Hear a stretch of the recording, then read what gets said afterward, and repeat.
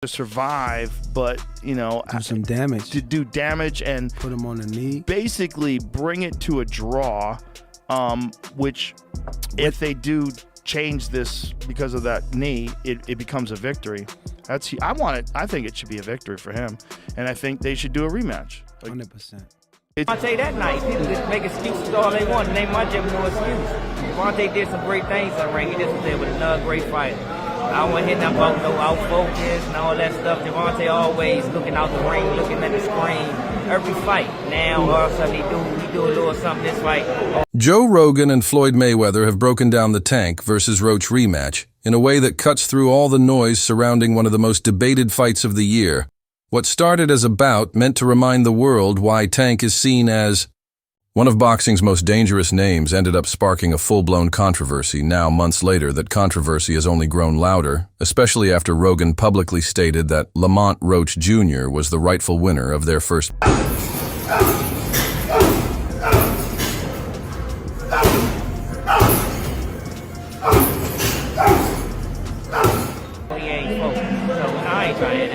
Meeting. The original fight, which took place on March 1st, ended in a majority draw. Most fans expected Davis to outclass Roach, given his reputation for brutal knockouts and his history of finishing opponents with little effort.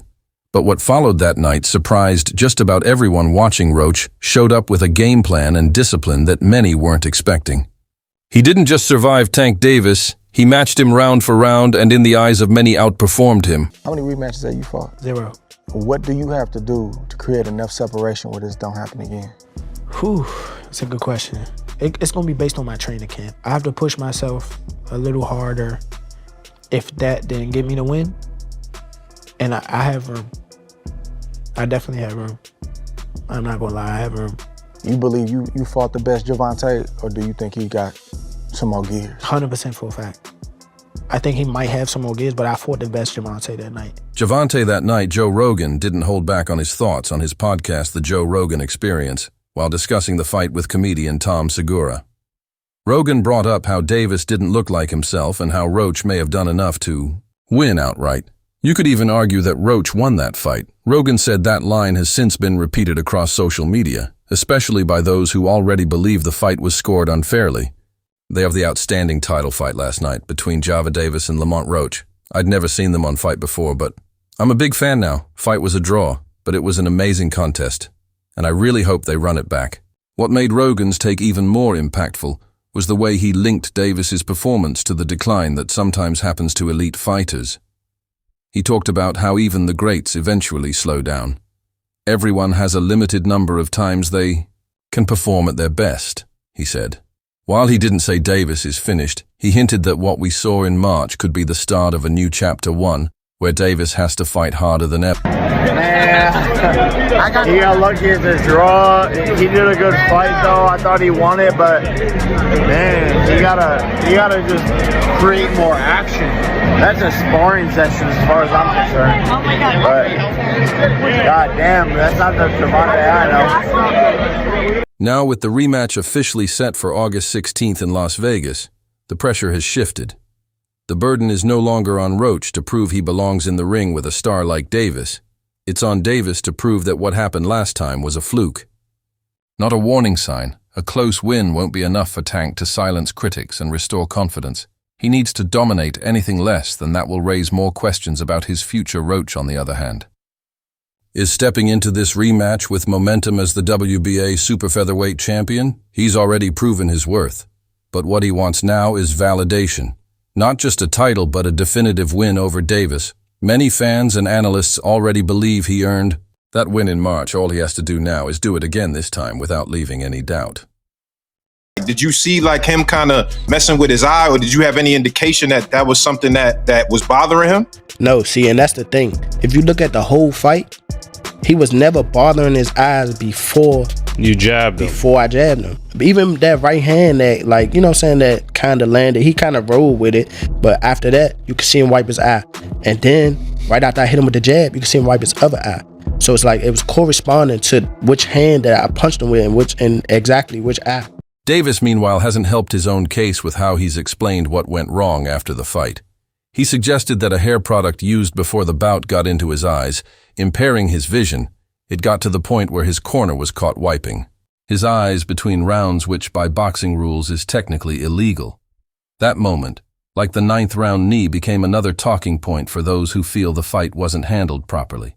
The New York State Athletic Commission even launched an investigation into the incident, examining whether the officiating and ink corner actions broke any rule. Honestly, I thought I should have won without that being counted a knockdown.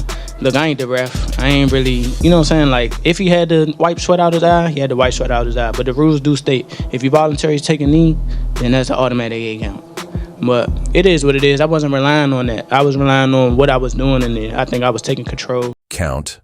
But it is what it is. I wasn't relying on that. I was relying on what I was doing. And I think I was taking control. Floyd Mayweather's family also added to the conversation. Jeff Mayweather, Floyd's uncle, and a former pro boxer himself, gave his take on the 9th round incident. He said that based on the rules, Davis going to a knee should have been ruled a knockdown regardless of whether the punch was powerful or not. If we go by the rules of boxing, it was a knockdown.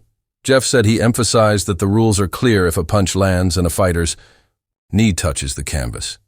It's a knockdown that round. You can't be a championship fighter and taking a knee and putting on those type of performances. Also, what are they putting in his hair? That when he's sweating, it is dripping into his eyes. Even outside the boxing world, voices are weighing in. American rapper and boxing fan Gilly Did gave a blunt take in an interview with Fight Hype. He brought up something few others have talked about: the changes in Tank's corner. Gilly pointed out that longtime trainer Calvin Ford wasn't front and center during the fight, and neither was Kenny Ellis, who has been part of Davis's core team for years. Instead, someone else was leading the corner that night. That change in Gilly's view was a bad move. If something is not broke, you don't fix it. I think Gervonta had a bad night. I look for a tough fight in the next fight, but I still see Gervonta winning. I think Gervonta will win in a little easier this time. But Roach is a heck of a fighter. He's going to give everybody a hard, anybody that he fights is going to give a hard time. But I do think that Davis had an off night.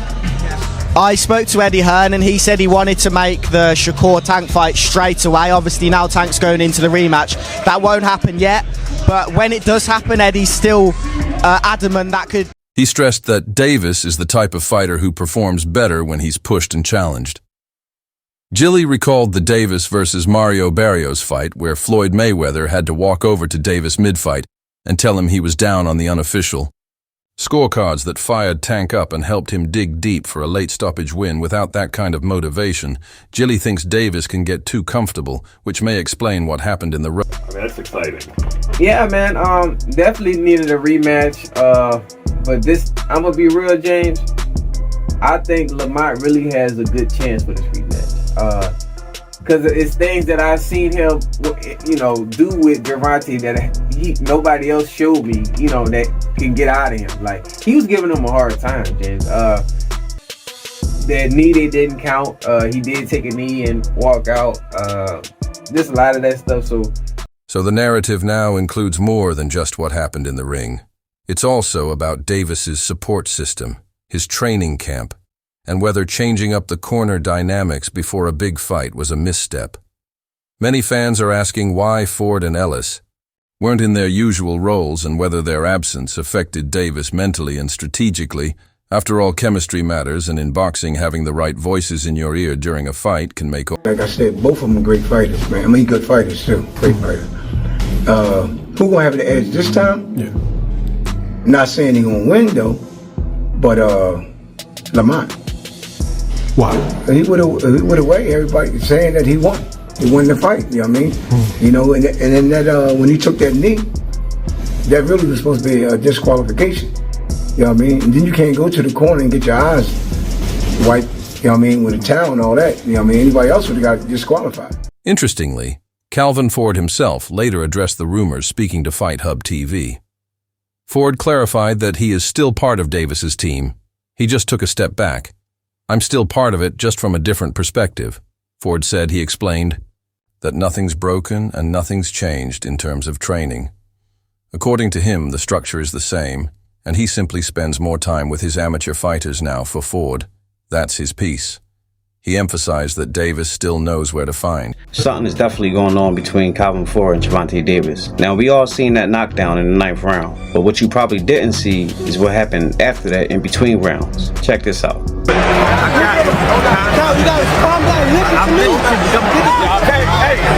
Coach Barry Hunter trained Tank for this fight with Lamont Roach, not Calvin Ford. A lot of people were saying that this performance has something to do with that. So, is something really going on between Calvin Ford and Tank Davis? Check out what Tank had to say. When Eddie Hearn made that statement during a March 27th interview with Fight Hub TV, it wasn't a hype. Man quip, it was the tempered observation of a man who's seen world champions both rise and fall. He acknowledged Roach's performance in the first fight as deserving of credit, and forecasted that the second bout would demand more of Davis than many fans might expect. On that forward prediction, it won't be easy, speaks volumes when dissected. It suggests Davis, for all his knockouts and showmanship, will have to dig deep for this one. And that's the overarching theme humming through every fighter, pundit and promoter who's weighed in. This is no formality. This is... You know why? Because he's not a big name and he's a good fighter. And he's an underrated fighter that not a lot of people know. Oh, wait, that's good matchmaking. Don't get me wrong, for the fan, great, you get a real fight. But what I'm saying is, you don't take risk against someone that's not going to give you the reward. If he beats Lamont Roach, everyone goes, he's a super feather. Who was Lamont Roach? Yeah, fair. Now he, potentially could have lost, and everyone's like, Tank's finished. You know what I'm saying? Well, it gives him the storyline to come back and take another fight. So really, if you're the PBC or someone like that, you're actually now thinking, do you know what, it's actually worked out all right. Keshan isn't just randomly name-dropping. He senses what many others do. Roach's stock is soaring by going toe-to-toe with the division's hardest puncher and coming out looking like the more durable man. Roach transformed himself from a respected boxer to a central figure in one of the most compelling narratives in boxing, right? Now, Keyshawn even called their potential matchup the hottest fight in the weight division. That's high praise for a matchup that, prior to Roach's performance, wouldn't have cracked the top 5 in fan anticipation.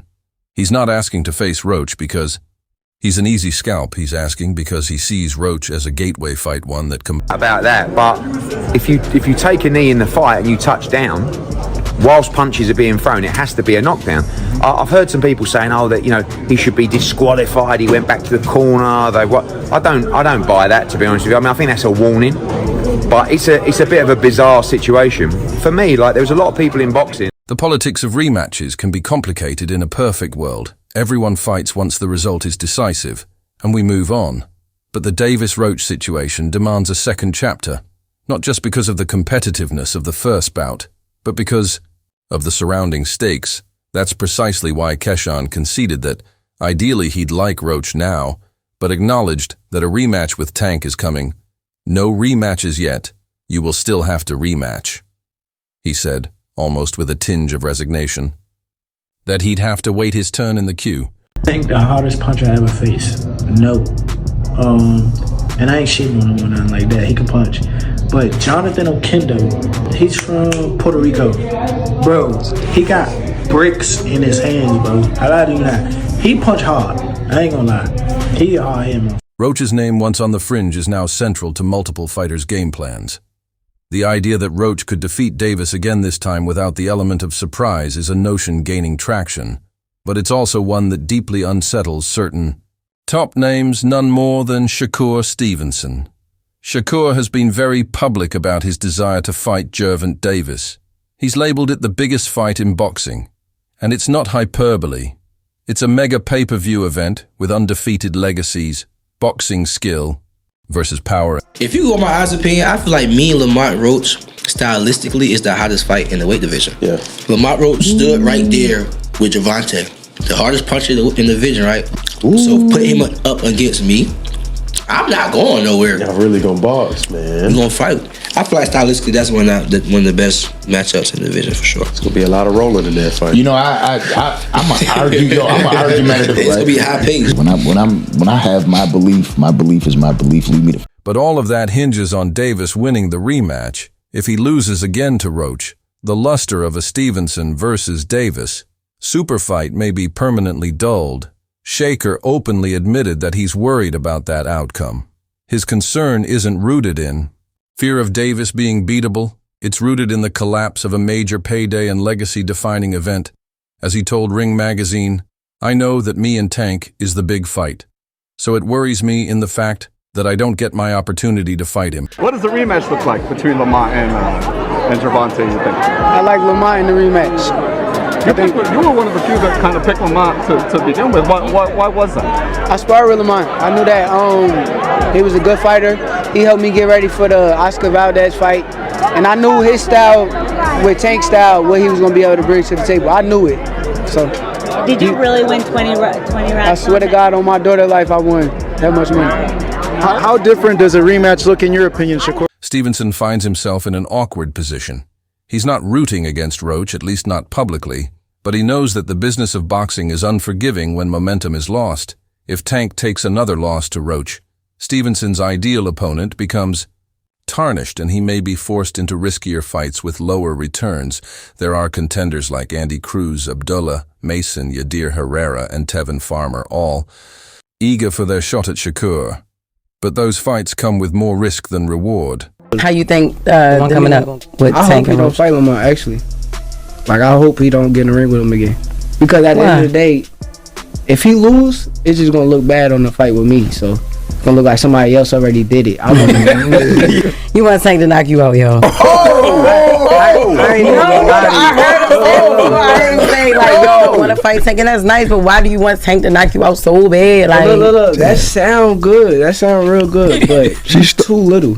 Too little. I promise you he's too. Ryan Garcia, another major player in the lightweight storylines, has also offered his 2 cents on the upcoming rematch. Garcia was brutally stopped by Davis in their 2023 showdown, and his insights carry weight in a conversation with ES News. He predicted that Tank would win, but not without effort. I think he just thought it would be easier than it was and thought Roach would fold, and he didn't. Garcia said it's an honest reflection on Davis's mindset. If Tank walked into the first Roach fight expecting a simple win, he left with a reminder that reputations don't win fights. Execution does. Garcia believes that Davis will come better prepared and bring out a new... You don't have enough experience. You really should have waited and took your time before you came to me, and that's what Gervonta Davis told him. And he was right. He was absolutely positively right.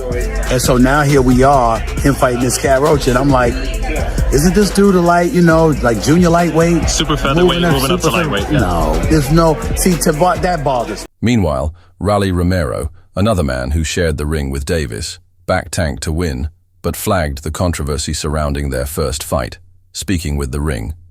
Romero didn't shy away from saying that the infamous knee moment late in the fight raised eyebrows. He pointed out that none of the punches leading up to it seemed clean or hard enough to warrant that reaction from Davis. Had that moment been ruled differently, had it been counted as a knockdown, Roach might have walked away. With a unanimous decision. So now he's trying to please the fans possibly and take this fight versus Lamont Roach in a rematch. Is it even worth it to please the fans who are going to love you 1 minute, hate you the next? They're going to love him this minute, they're going to hate him the next minute. Oh, I don't like it. He can fight Lamont Roach, and they're going to say, well, he's supposed to knock Lamont out if he does win. Or if he loses to Lamont, they're going to say, oh, we knew Lamont was better. It's just always is a never-ending story in regards to boxing. You can't just please the people. Romero, who's set to face Ryan Garcia, soon has no grudge against Davis. He was stopped by Tank in the 6th round of their own fight and knows firsthand the kind of danger Davis brings. But even Romero admits that Roach's performance was surprisingly poised and that he fought with a maturity and discipline few expected. His summary is simple, but damning Roach had a really good day against him. The implication is clear. If Davis doesn't elevate his game in the rematch, that people want to discredit Tank, and he's still a pound-for-pound fighter. Yeah. What do you think about that fight that happened? You thought it was just an off night, or? Everybody has an off night. Everybody has an off night. Shit, I had a off night with Cruz. Everyone has a night in boxing. You want to run that back with Cruz or what? Maybe down the line. Same outcome could play. Out the controversial moments in their first bout from scoring to that knee have left enough ambiguity to justify this rematch beyond fan demand. It's become a necessity. Both fighters have something massive to gain or lose for Davis. Its legacy. A second loss to